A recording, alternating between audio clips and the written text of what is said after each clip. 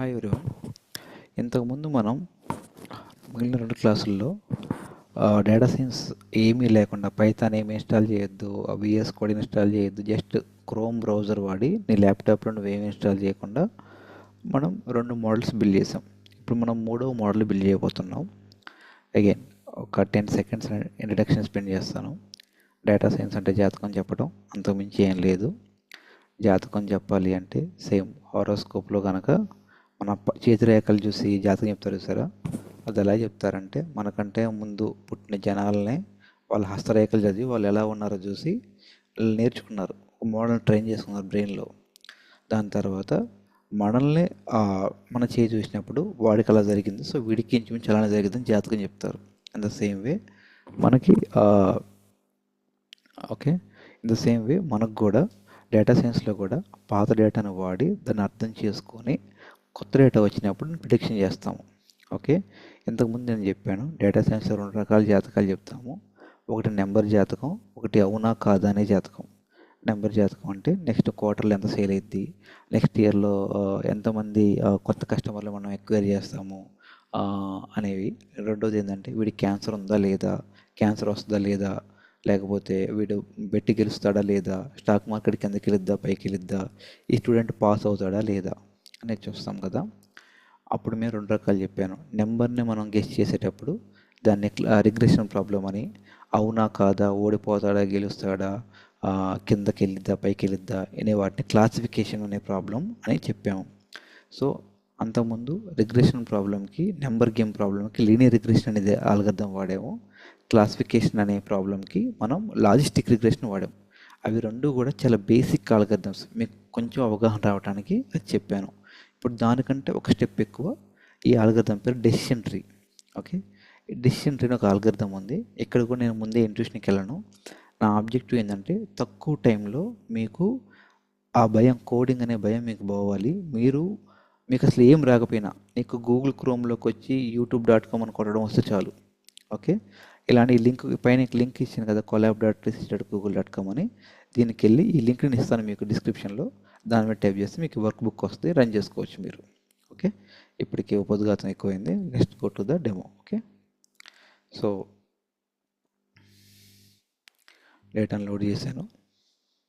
So బేసిక్గా చాలామంది మనకంటే ముందే చాలామంది గొప్ప వాళ్ళు చాలా లైబ్రరీస్ ఓపెన్ సోర్స్ చేస్తారనమాట, వాటిని మనం వాడుకుంటున్నాం. రెండోది ఇక్కడ డేటాను లోడ్ చేసుకుంటున్నాం.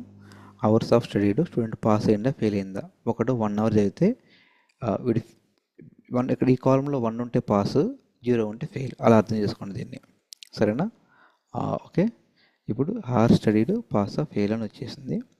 ఇప్పుడు ఒకసారి డేటా వచ్చింది, కొన్ని లైబ్రరీస్ని ఇంపోర్ట్ చేసుకున్నాం, డేటాను లోడ్ చేసుకున్నాం. ఇప్పుడు డేటాను అర్థం చేసుకుందాం. దీనికి 2 కమాండ్లు ఉంటాయి ముఖ్యంగా, ఒకటి ఇన్ఫో అని, ఒకటి డిస్క్రైబ్ అని. ఓకే, ఇన్ఫో అనే కమాండ్ వాడదాం, డిస్క్రైబ్ అనే కమాండ్ ఇవ్వలేదు. But if you want news ఇక్కడికి వచ్చి df.describe అని ఒక కమాండ్ ఇచ్చేయండి. ఓకే, ఇస్తే నీకు వస్తుంది అనమాట. ఇప్పుడు డేటాలో కనుక ప్రాబ్లం ఉంటే ఐడెంటిఫై చేసుకొని క్లీన్ చేసుకోండి. సరేనా? తర్వాత ఈ రెండింటిని కూడా 2 కాలమ్స్లో పెట్టుకోండి. మనం ఏదైతే ప్రిడిక్ట్ చేద్దాం అనుకుంటున్నామో అది ఎప్పుడు వై కాలంలో ఉండిద్ది, ఇది గుర్తుంచుకోండి. పాస్ ఆ ఫెయిల్ అనగా దాన్ని ఎప్పుడు వై కాలంలో పెట్టుకోవాలి. ఎందుకు ఎక్స్లో పెట్టుకోవడం, ఎందుకు వై పెట్టుకోవచ్చు, నువ్వు వైలో ఎక్స్లో పెట్టుకోవచ్చు. కానీ యూజువల్గా అందరూ లిటరేచర్లు ఎలా రాశారంటే నువ్వు ప్రిడిక్ట్ చేయాల్సిందని వై అని రాశారనమాట, నీకున్న ఇన్పుట్ని ఎక్స్ అని రాసుకున్నారనమాట. ఇక్కడ నెంబర్ ఆఫ్ అవర్స్ స్టడీ అనేది నీకు ఇన్పుట్ కాబట్టి దాన్ని ఎక్స్లో పెట్టుకున్నారు, అండ్ నువ్వు ప్రిడిక్షన్ చేసేది ఏంటంటే వైలో పెట్టుకుంటున్నారు అనమాట. డేటా మొత్తాన్ని మనం మోడల్లో చూపించాం. సో ఇక్కడ 25% ఆఫ్ డేటాను మనం హైడ్ చేస్తున్నాం. సో దానికి డేటాను ముక్కలు చేయడానికి ట్రై అండ్ టెస్ట్ ఫంక్షన్ మనం వాడుతున్నాము. ఇప్పుడు ఇంతకుముందు మనం ఇక్కడ మోడల్ అంటే లీనియర్ రిగ్రెషన్, లాజిస్టిక్ రిగ్రెషన్ చూసాము. ఎస్పెషల్లీ ఫర్ క్లాసిఫికేషన్ ప్రాబ్లం మనం లాజిస్టిక్ రిగ్రెషన్ వాడాము.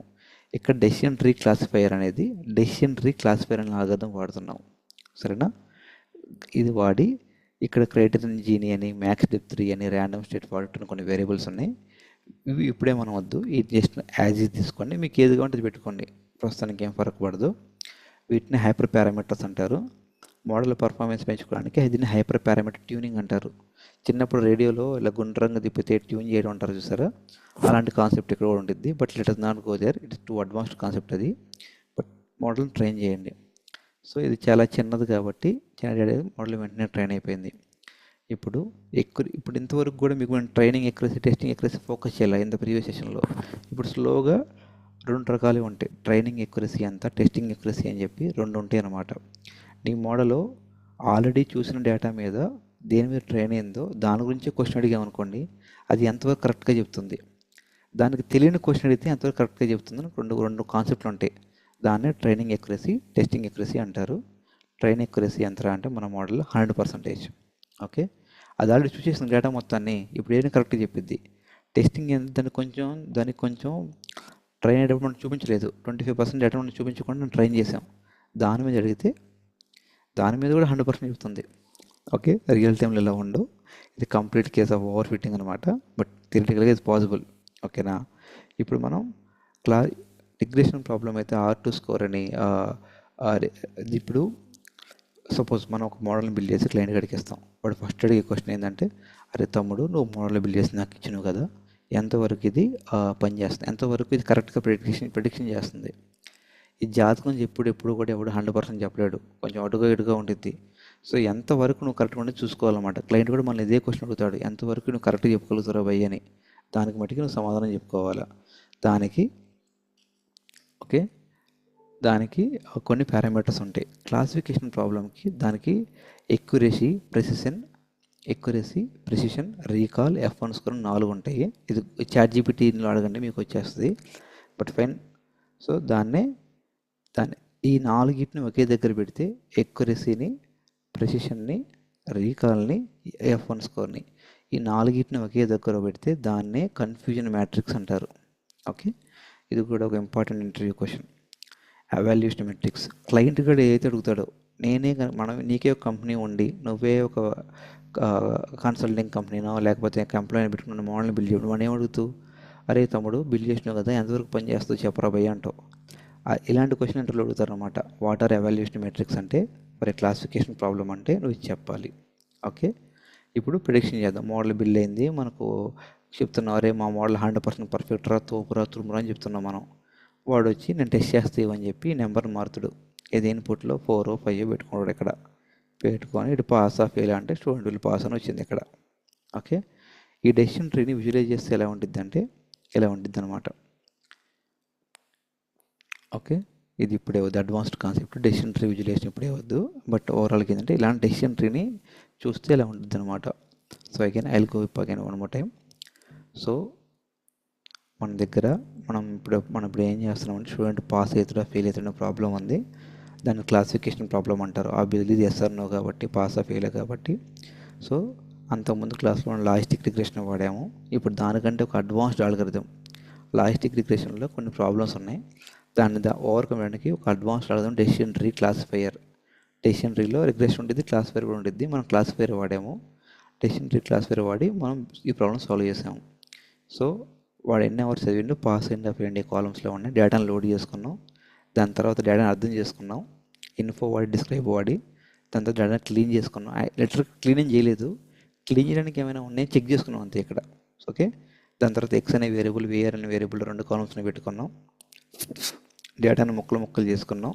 మోడల్ని ట్రైన్ చేసాం. ట్రైన్ చేసిన తర్వాత దాన్ని ఇప్పుడు ఒక టెస్ట్ పెట్టాం. అరే తమ్ముడు నువ్వు ఈ డేటా చూసి ట్రైన్ అయ్యావు కదా, నువ్వు ట్రైన్ అయిన క్వశ్చన్ అడిగితే ఆన్సర్ చెప్పరా అన్నావు. దానికి అది ఆన్సర్ కరెక్ట్గా ఇచ్చింది. ట్రైనింగ్ 100% ఇచ్చింది. అది చదివిన దాంట్లో మొత్తం 100% కరెక్ట్గా ఇచ్చింది. అది చదివిన దాంట్లో కూడా కరెక్ట్గా 100% ఇచ్చింది.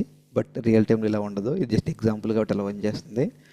నువ్వు నీ మోడల్ 100% పనిచేస్తున్నా చెప్తే నీ మోడల్లో ఓవర్ ఫిట్టింగ్ అంటారు. అది ఎప్పటికీ కరెక్ట్ కాదు. దానికి నువ్వు కొంచెం ఏదో తప్పు చేసావు అర్థం అనమాట. ఓకే, ఓవరాల్ ఎవాల్యుయేషన్ మెట్రిక్స్ కొన్ని ఉంటాయి. వాటినే accuracy, precision, recall, F1 score అంటారు. వాడు మామూలు టెస్ట్ చేస్తారు. కొన్ని క్లయింట్ గడ్డారు ఇవ్వరాబాయి నేను టెస్ట్ చేస్తా అని చెప్పి ఒక్కొక్క వాల్యూ ఇచ్చుకొని టెస్ట్ చేస్తూ ఉంటాడు. తర్వాత విజువలైజ్ చేసుకుంటే నీకు ఇలా కనపడుద్ది గ్రాఫ్. సరేనా? So okay, see you in the next class.